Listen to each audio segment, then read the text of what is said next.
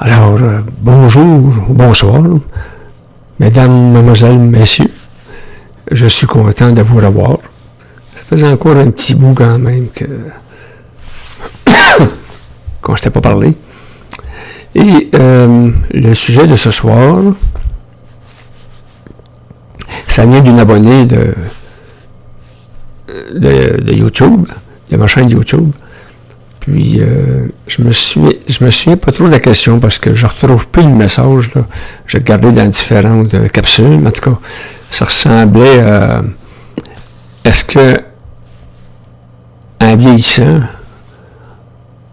on perd le goût de sexualité ou est-ce que la sexualité, on pourrait dire, entrave l'esprit, mettons, fait baisser la résonance de l'esprit, les vibrations. C'est une question semblable à ça. La personne va se reconnaître, en tout cas, là, je ne me souviens plus c'est qui, je ne l'ai pas retrouvé dans les commentaires. Mais quand même, la question, je pourrais la résumer ici. Est-ce que la conscience, plus que toute conscience, en vieillissant, bien entendu, fait perdre la libido? Pardon, j'avais déjà dit là-dessus que quelqu'un avait posé la question aussi, mais il avait répondu tout simplement l'esprit n'a aucun rapport avec la sexualité. C'est complètement séparé, c'est différent. Moi, je dirais là-dessus que c'est des cas vraiment, vraiment personnels, là, c'est individuel, la sexualité. Là, je parle autant des hommes que des femmes. Puis, il y a des gens qui ont des grosses libidos, puis il y en a d'autres pour différentes raisons. Ils ne sont pas intéressés. Bernard avait déjà donné un exemple que je me rappellerai tout le temps. Ça remonte à loin. C'était des temps qu'il faisait des conférences avec Richard Glenn. Puis, il avait dit qu'il y avait un homme qui travaillait chez General Motors, GM, Sainte-Thérèse, dans le nord de Montréal. Puis, lui, c'est pas des farces, là. Il disait pas ça pour une joke, c'était sérieux. Il fallait qu'il quitte l'usine pour aller chez eux, pour faire l'amour. Lui, ce gars-là, supposément, c'était 6 à 7 fois par jour. Ouf, sa femme ne doit pas s'ennuyer, disons. Elle était peut-être tannée, en tout cas. Donc, c'est un cas particulier. Mais, non, je vois pas de rapport qu'un homme, plus qu'il rentre dans sa conscience, plus qu'il a moins le goût sexuel, parce que c'est vraiment séparé, là. Hein? Le corps physique, le corps mental, je veux dire. Bon, le corps astral peut jouer un rôle là-dedans. Parce qu'un gars qui est... Comme moi, mettons, j'ai beaucoup d'imagination. Je suis un poète. Fait que je peux écrire des poèmes très érotiques, là. Ça me descend comme ça, dans la tête. Mais je ne suis pas nécessairement un gars qui va être porté à faire l'amour n'importe quand. Je parle surtout à mon âge présent, là. Mais même avant, je veux dire, j'avais beaucoup d'imaginaire, beaucoup de fantasmes, mais entre les mettre en action, peut-être c'est pour ça que j'avais beaucoup d'imagination finalement. Comme on dit, je n'étais pas porté vers la chose, mais dans ma tête, il y a beaucoup de choses. En tout cas. Mais là-dessus, je vais vous parler par extension sur ce sujet-là. Pour moi, il y a deux choses différentes. Le sexe et la sexualité. Je ne sais pas si je suis le seul à faire cette différence, mais c'est bien simple. Le sexe, pour moi, c'est animal. Les animaux font du sexe. Ils ne font pas de sexualité. C'est bang. Il y a des violeurs, en général, que ça va être du sexe aussi. En autant qu'ils éjaculent, là, bon, il peut avoir des arrière-pensées, hein. Il va voir la fille, elle est vierge, puis là, tu sais, ça va le fatiguer dans sa tête, là. Il faut qu'il se vide. Mais c'est pas... disons que c'est pas des préliminaires. C'est pas un gars qui va pratiquer la sexualité même, tu sais, avec respect. Et attention. Puis ça, c'est du sexe, ça. qu'est-ce qu'on a? Les prostituées font du sexe. Ils font pas de sexualité. La sexualité, eh bien, imaginez-vous qu'il y a plusieurs sortes de sexualité. Le saviez-vous? Il y a la sexualité astrale. Pas le corps astral, on peut dire, mais au niveau de la vibration, la sexualité astrale. Ce qui, nécessairement, influera sur ton corps astral, des émotions. Un exemple, très simple. Ouch, vous avez une belle surprise. Votre anniversaire, ou même sans anniversaire, une belle surprise, un beau cadeau, que vous vous attendiez pas. Vous allez avoir une certaine jouissance astrale. Il y a des gens qui vont être tellement... Vous savez, quand on voit différents événements, puis les larmes vont vous couler émotionnellement, vous allez être touché, profondément touché. Ça devient une jouissance astrale. C'est une sexualité. Il n'y a pas de contact sexuel, physique, mais en dedans de vous, votre cœur, votre âme, elle est touchée. Puis, pourquoi pas un orgasme? Pas un orgasme physique, mais un orgasme psychologique. Vous allez... ça peut durer longtemps. Vous pouvez être dans un état émotionnel pendant des jours, tellement vous allez être content ou contente de ce que vous avez reçu. Ou n'importe quoi, c'est pas nécessairement quelque chose qui est donné, mais imaginez-vous si vous gagnez un super loto, mettons. 5 millions. Méchante claque, ça, là. Une belle claque. Et votre corps astral va vibrer. Vous allez être dans un instant de jouissance. Ça peut être aussi bien votre mari a un gros accident, vous pensez qu'il est mort, puis finalement il ne l'est pas. Votre enfant, vous allez avoir une forte vague de jouissance. C'est ça, la sexualité astrale. C'est de la jouissance de l'âme. Une amitié forte. Une belle amitié. Moi, j'ai un ami dernièrement que j'ai rencontré. J'ai été le voir dans un... Il a perdu sa femme, fait qu'il reste dans une genre de maison avec 9 chambres. Là. Il est pensionné là. Un ami, ça fait 60 ans que je le connais. Je l'ai connu à l'âge de 6 ans. Ça fait 62 ans. Puis on s'est toujours tenu le contact. C'est sûr, pas comme dans notre enfance ou adolescence. On peut passer des années, on a passé des années sans se voir. Des années, 2-3 ans. On se rencontrait de temps en temps. Mais là, j'ai été le voir le 3 semaines. Ça faisait quand même un certain bout que je l'avais. Depuis avant la pandémie, même, c'est vrai. Donc, puis, c'est une jouissance de se rencontrer. Une jouissance émotive. Astrale. C'est bien, hein, l'astral, c'est bon des fois, là. Faut pas tout le temps passer son temps maudit l'astral. L'astral, c'est très bon. La seule différence, c'est pas se laisser dominer par l'astral. C'est juste ça. Comme n'importe quoi. Prendre une bonne bière, c'est bon. Prendre une caisse, c'est différent. C'est pas parce que prendre de la bière, c'est pas bon. Pas d'en prendre tous les jours. Fait que c'est tout le temps la même histoire. C'est vraiment se laisser transcender par la forme. Après ça, vous avez la sexualité mentale. C'est pas la même chose. Daniel Kahn, il avait déjà dit quelque chose ça m'a toujours resté. Sexualité mentale. Il disait, lui, c'est un couple qui reste, mettons, en institution, en RPA, résidence pour personnes âgées. Et puis, il y avait même un couple, main dans la main, peut-être 70 ans, mettons. Là. Main dans la main, puis il marchait calmement. Il était bien. Pour lui, c'était vraiment de l'amour.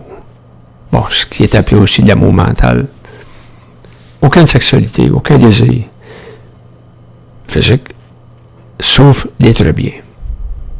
Bien ensemble, dans la paix, la sérénité.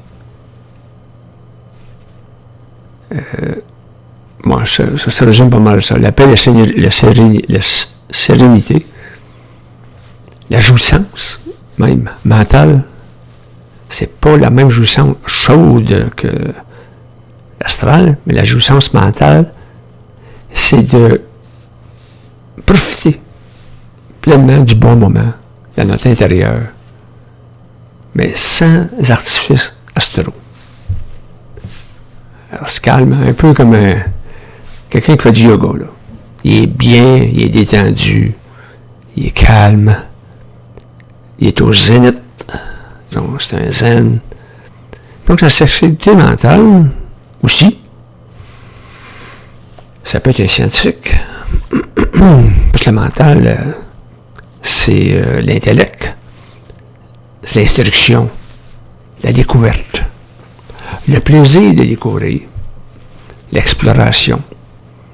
Et un scientifique qui va trouver, mettons, quelque chose, mettons un exemple, un scientifique qui va gagner le prix Nobel de la science, là, médicale, mettons, physique, chimie, tout ce qui touche la science, là, puis il gagne le Nobel. Hey, pensez-vous pas qu'il va être fier, ce gars-là? Un sportif, il va t'honorer pour son talent. Il va être fier. Là, je dirais que la sexualité mentale, c'est entre autres, c'est de la fierté. Pas d'orgueil. Pas d'orgueil. La fierté. C'est bon être fier de soi. Ça donne confiance. Ça nous inspire. On peut inspirer des autres. On peut s'inspirer de la fierté des autres, de ce qu'ils ont accompli. Mais on peut certainement être fier de nous-mêmes, ce qu'on a accompli. Donc la sexualité mentale, je dirais pas que c'est froid, mais c'est réel. On est bien du travail accompli, nos actions. Tu peux aider les gens souvent qui sont dans le besoin. Tu vas faire des actions relativement à ça. Tu vas te fier de toi. Pour toi, ça va être comment est-ce qu'on dit ça? En tout cas, ça va être accompli. L'accomplissement. C'est une sexualité. Je reviens encore, comme je disais tout à l'heure, c'est pas de la sexualité physique. Du tout. C'est pas du sexe. C'est un bien-être personnel. Un bien-être vibratoire, même, oui. Si vous le ressentez profondément. Quand quelqu'un a un orgasme physique, il le ressent, c'est profond, c'est intense, c'est physique. C'est la même chose pour le mental. Ou l'astral, tout à l'heure, je disais. Une joie inexprimable. Et alors que la sexualité mentale, ça va être un contentement intérieur très profond. Puis, ça peut durer longtemps. Tu peux être fier de toi-même longtemps. La sexualité vitale. Celle-là, je l'ai pratiquée. Concrètement. J'ai été massothérapeute pendant 2 ans environ. Massothérapeute professionnel. 2005-2006. Excusez, 2006-2007. 2005, c'était mes cours.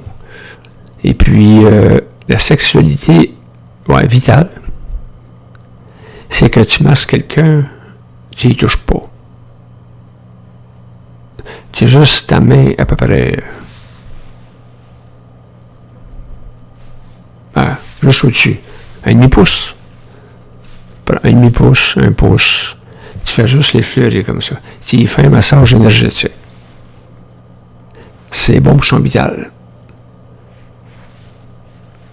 C'est une forme de Reiki, mais on pourrait dire ça, mais c'est pas du Reiki. C'est ton propre corps, ta propre énergie.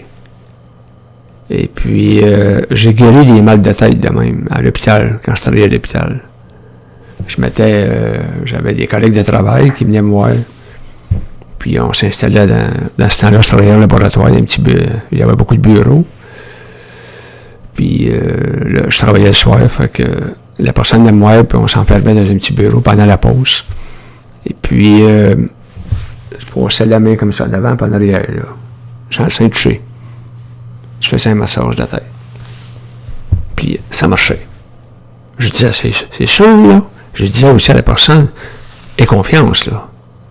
Aie confiance que ça marche. Fait qu'à ce niveau-là, les énergies se rencontraient, la mienne et la sienne. Puis, ça marchait. Peut-être, le temps de la pause, je dirais 10-15 minutes. J'avais une bonne énergie dans les mains, il faut croire. Mais ça, c'est vital. Donc, ça stimule le vital. Puis, bon, ça peut être aussi... vous avez peut-être trouvé ça bizarre, mais... bien dormir, c'est une sexualité vitale. Je dis pas bien dormir dans la nuit quand on se couche, là. Bien dormir, une bonne détente. T'es pas nécessairement fatigué. Mais tu vas te coucher, mettons, dans un bois hamac, là. L'été, un petit vent tranquille. Juste une petite bouffée d'air, là. T'as peut-être ton chat avec toi, ton chien collé sur toi. T'es bien. T'es bien.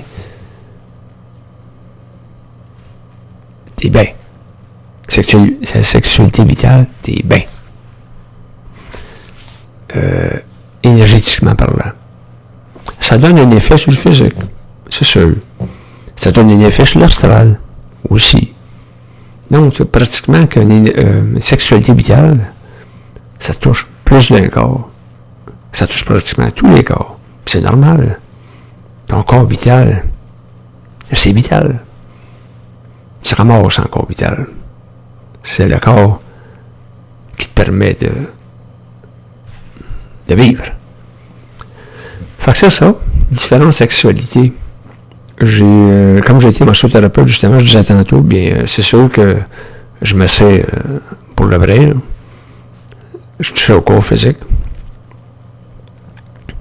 Et puis, c'est un bel exercice comme ça d'échange, d'énergie. Les gens étaient bien dans leur peau. Moi, j'étais bien de leur faire du bien. Et ici, ça allait bien. Donc, pour revenir au sujet initial, là, si tu te conscientises trop en vieillissant, si ça fait perdre ta libido, ça dépend. L'esprit, ça se passe extérieur des vibrations que tu vas vivre physiquement ou astralement. C'est vraiment coupé. C'est comme une dimension qui se rajoute à ta dimension. C'est intemporel, l'esprit. Il te nourrit au niveau de ta perception, au niveau de ton instantanéité. L'esprit va te nourrir toujours au niveau de ton instantanéité. Mais cela, ça n'a aucun rapport avec la libido. Tu ne perds pas de... Mais, je ne pourrais pas le nommer parce que il est trop connu. Et ce que je vais vous dire là, ça m'a été confié par un proche. Très proche. C'est qu'un gars qui rentre dans le supramental assez intensément. Dans son cas, lui, en bon québécois, il n'était pas capable de bander.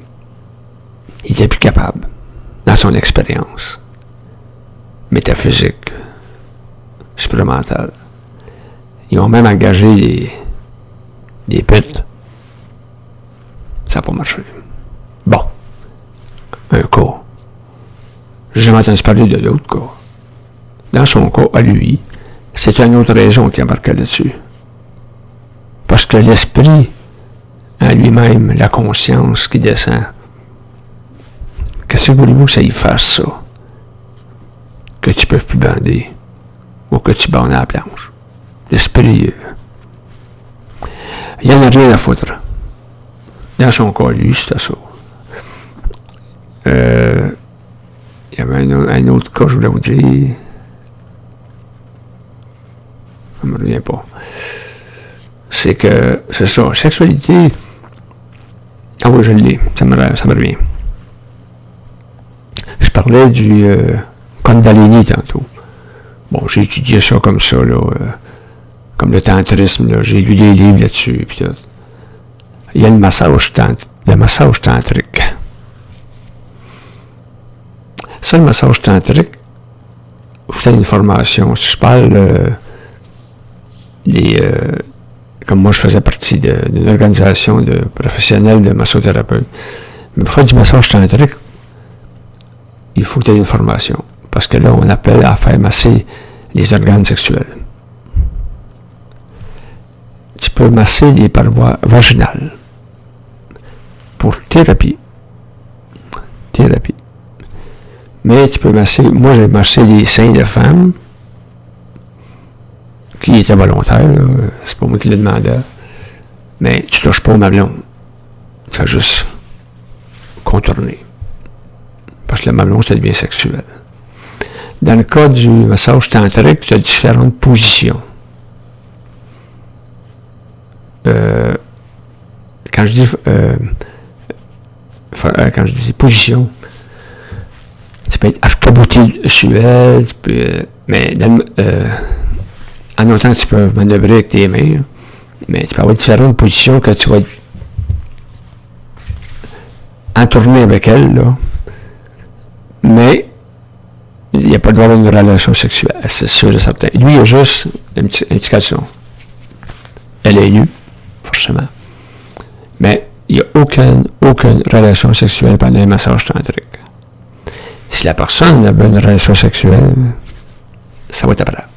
Pas pendant le massage. Puis, mais c'est interdit. C'est un massage. C'est pas une relation sexuelle. Il faut qu'une personne, un homme, c'est vraiment concentré, je vais dire, dans son professionnalisme. Mais moi, je massais les seins, j'ai massé quoi, 2 ou 3 femmes comme ça. Mais j'ai aucune excitation, là. C'était vraiment pour moi, c'est un travail. Un travail pour satisfaire la personne. Mais c'est un travail. C'est sûr que c'est pas un métier peut-être dans ce sens-là, si un gars est excité assez facilement. Si ses libido montent assez haute, c'est pas un métier pour lui. Mais c'est un beau métier. Fait que c'est ça pour vous dire que ça naît. C'est une forme de sexualité mélangée un peu. Sexualité physique et vitale, je dirais. Puis la personne, quand le massage était fini, le massage, ce qui pourrait durer 1 heure, 1 heure et demie, la personne était très satisfaite. Fait que finalement, quelle que soit la sexualité pratiquée, c'est la satisfaction qui compte. Sexualité physique, vous avez un orgasme, l'autre aussi, votre partenaire, vous allez être satisfait. Sexualité astrale, vous savez, un très beau cadeau ou une promotion, vous allez être satisfait. Mental, c'est pareil. Vous avez contribué dans le département des sciences. Vous allez être satisfait. Il faut toujours être satisfait. C'est le but de la sexualité. Le reste, c'est de l'artifice. Concernant la Kundalini, je connais pas grand-chose là. J'ai lu des livres là-dessus, mais ça m'a jamais bien attiré. Je sais qu'il y en a qui jurent par ça. Que la sexualité, le Kundalini, c'est important pour le développement de ta conscience. Moi, oui, j'ai aucun rapport. Ça peut développer ta conscience au niveau de l'ego. Ça fait comprendre des choses que le monde, la masse ne connaîtra pas. Ça peut t'amener des expériences à très haut niveau énergétique. C'est vrai. Mais je vais vous conter quelque chose. J'ai un ami très proche qui est proche aussi de Bernard, puis qui pratiquait la Kundalini. Il est tellement pratiqué qu'il en a fait un cancer au cerveau. Parce que c'est dangereux, la Kundalini. Si tu ne sais pas ajuster ta vibration, ton énergie, comment faire passer ton énergie, là, c'est dangereux. Puis c'était un proche de Bernard, puis il avait été voir Bernard. Bernard l'avait, au dire de mon ami, il avait aidé quand même pas mal pas à guérir, mais tout au moins à diminuer l'impact de la maladie, finalement. Mais par après, même là, mais ça s'est développé, il y a un cancer du cerveau. Il s'en est sorti, mais il en a perdu pratiquement loué. T'es plus capable d'entendre. Le Kundalini. Fait que moi, je ne conseille pas ça à personne, nécessairement. À moins que vous soyez vraiment dans l'expérience